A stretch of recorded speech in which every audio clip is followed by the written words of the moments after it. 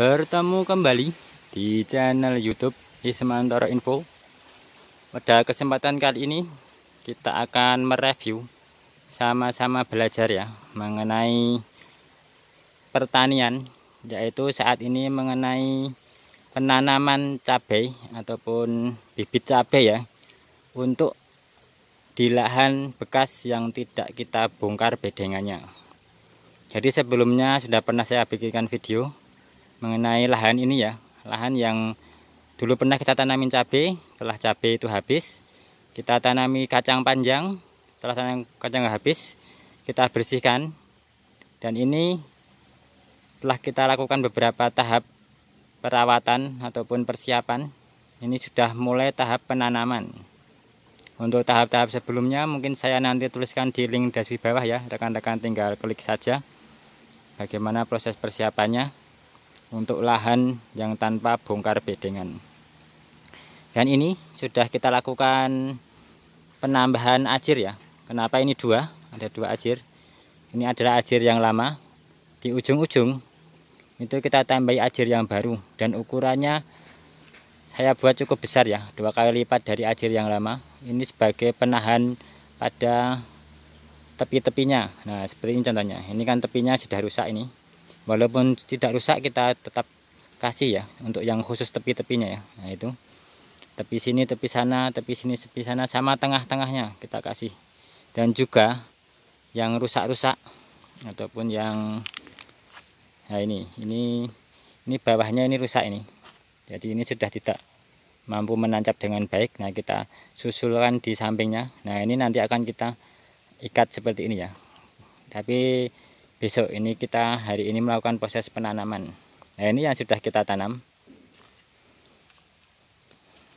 Untuk lubangnya sangat banyak ya, karena ini lubangnya dari tanaman cabai sebelumnya, dan juga lubang susulan pemupukan tanam cabai sebelumnya, dan juga lubang dari tanaman kacang panjang.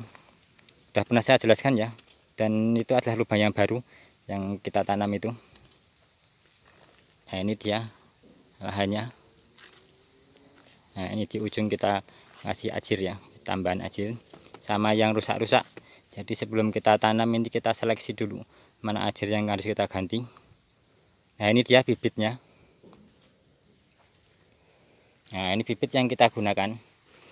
Kalau rekan-rekan lihat ya, ini bibitnya cukup besar, tinggi, dan sudah tua ini. Ini sudah lebih tua daripada biasanya kita tanam. Kenapa seperti itu?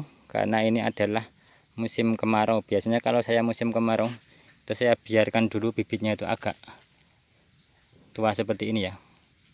Nah, ini sudah agak kaku. Jadi kalau kita tanam itu dia tidak mudah lentur.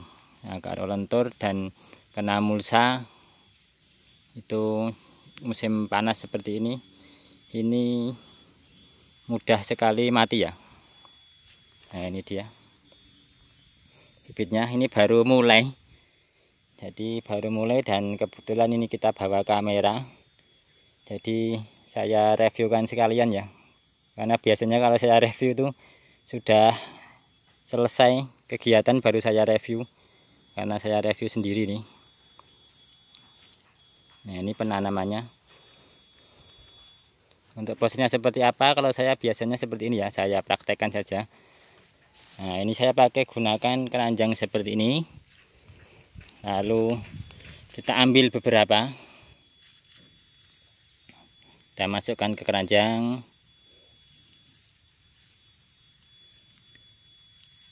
Nah, seperti ini Mbak, keranjang. Dan saya juga melakukan penyiraman ya. Ini saya lakukan penyiraman tadi ya. Jadi sebelum kita tanam kita lakukan penyiraman agar tanahnya ini jangan di dalam itu tidak kering. Jadi kalau kering itu kalau kita angkat seperti ini mudah pecah. Dan kalau pecah itu akar-akar di dalamnya akan terputus sehingga bibit menjadi rusak. Nah, contohnya seperti ini. Nah, ini lalu kita bawa. Dan ini saya tidak langsung tanam ya.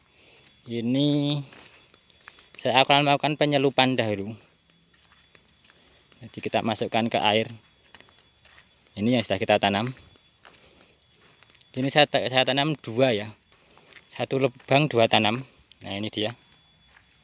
Coba teman-teman lihat. Nah itu ada 2. Kenapa 2? Karena ini yang pertama jarak tanam cukup lebar ya. Kalau saya lebih suka jarak tanam yang lebar, yang lebih jauh jarak tanamnya. Nah itu seperti ini. Untuk jarak tanam berapa itu sudah pernah saya bikinkan video jarak tanam, jarak bedengan, pembuatan ajir ataupun pemasangan ajir dan sebagainya. Nah 2 ini fungsinya, yang pertama kalau yang 1 kena virus langsung kita buang saja, terutama virus kuning ya, ataupun bule, ataupun virus Gemini, ataupun terkena penyakit-penyakit yang lain langsung kita buang. Jadi masih ada yang 1.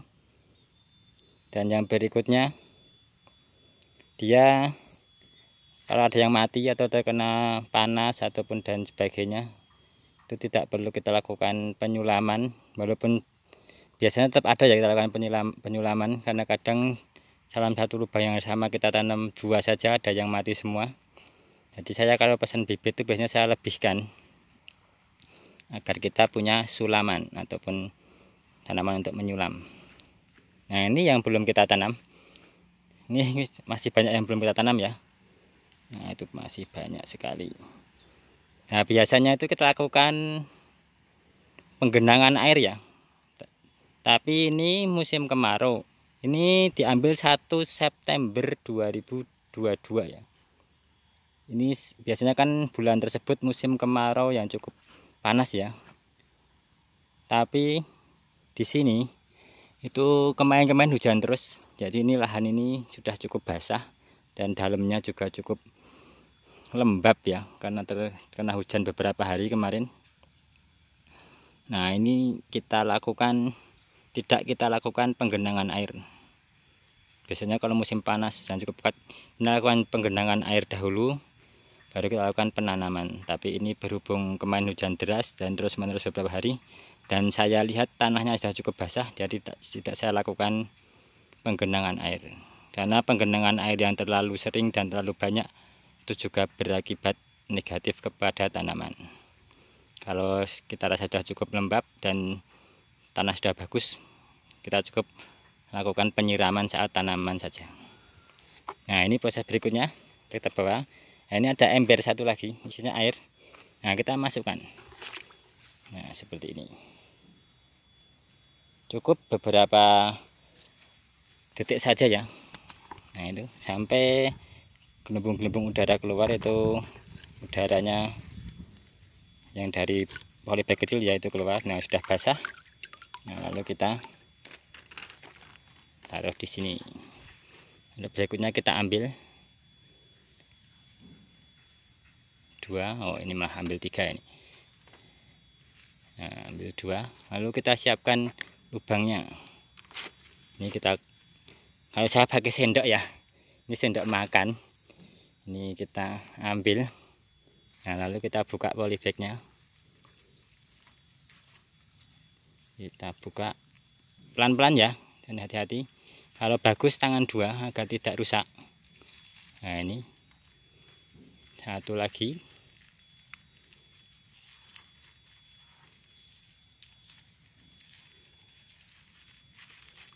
Nah ini. Nah seperti ini. Lalu kita angkatnya seperti ini ya. Jangan sampai mengangkat pada tanaman ya, nanti tanahnya bisa ambrol ataupun rusak. Lalu kita masukkan. Bismillahirrahmanirrahim. Kita masukkan seperti ini. Kita posisikan dahulu. Ini tangan 2 lebih cepat, lebih bagus ya. Ini nah, saya putarkan saja ya, biar berdiri ya, kan ini tangan 1 ya. Nah seperti ini. Itu kita kasih tanah. Itu bisa kita kasih sampingnya seperti ini, atau bisa kita ambilkan di sini, kita masukkan ke sini, atau bisa kita ambilkan dekatnya sini, atau bisa kita ambilkan di sebelah sini, tergantung ya. Nah sini misalnya contohnya. Nah, kita ambilkan beberapa sendok saja ya. Nah seperti ini. Lalu kita ambilkan samping kanannya, kirinya kita tekan pelan-pelan ya, jangan sampai terlalu keras nekannya, karena kalau kita nekan keras akar-akar bisa putus. Nah, setelah itu kita ambil air bersih ya, lalu kita air bersih murni saja, lalu kita siram. Nah, seperti ini, secukupnya aja ya siramnya ya, jangan terlalu banyak. Nah, seperti ini prosesnya kalau saya biasa menanam. Dan ini saya lakukan penanaman ini pagi hari ya, sampai siang hari, atau mungkin hari ini kita kebut ya sehari full, karena kita melihat cuaca ini siangnya itu biasanya mendung. Jadi beberapa hari ini paginya itu cerah, nanti habis sekitar jam 12-an itu mulai mendung, dan sore-sore sudah mulai gerimis, atau kadang malam gerimisnya, dan kadang hujan. Walaupun ini sebenarnya di bulan-bulan musim panas ya, makanya kita berani melakukan penanaman itu sampai siang. Kalau kondisi panas yang sangat terik, itu biasanya kita lakukan penanaman pagi saja, nanti jam 10 kita berhenti, nanti habis asar ataupun jam 3-an ya, nanti kita lanjutkan lagi.